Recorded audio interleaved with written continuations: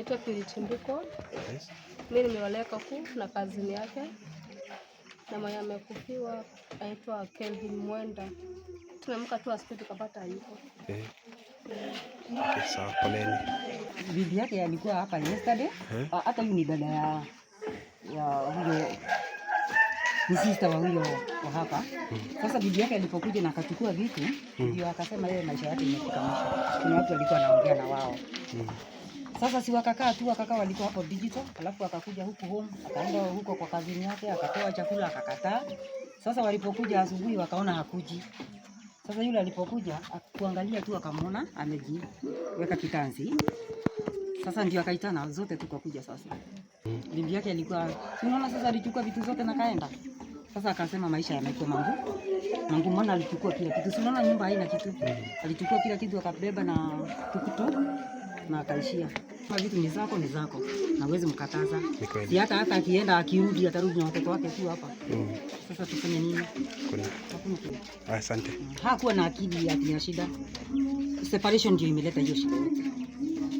Sio ati ni kiakili, hana shida ya kiakili. Alikuwa anafanya kazi gani kijana? Kibarua yoyote, hata alikuwa anajenga hapa. Anaendanga mjengo, kazi yoyote. Hawachagui. Okay. Sawa. Naitwa Jacinta Mbowe, Kevin Mutilia ni mimi ananitanga auntie. Ni mtoto mzuri sana, nilikuwa nampenda sana. Kwa hivyo hata mimi niliambiwa mambo yake nikastuka sana, hata nikashangaa. Sijui.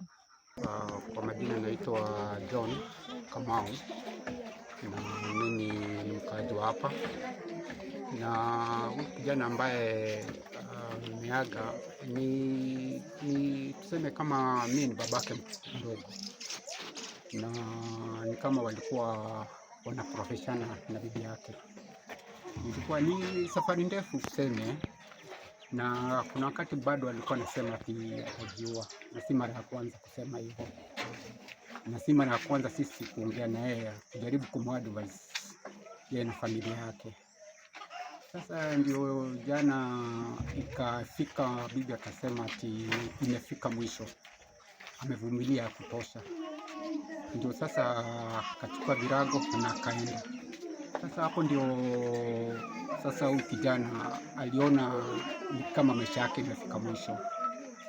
Sasa ndio usiku nafikiri alienda akunywa kidogo usiku, ndio sasa kajitia kitanzi. Asubuhi ndio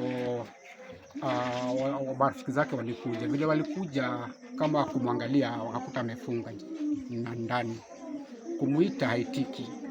Sasa ndio sasa wakachungulia kwa dirisha, ndio wakaona kama imejihang. Sasa ndio sasa wakaita majirani, na sasa tuseme si kitu nzuri mtu kuwa natia kitanzi juu maisha haijafika mwisho.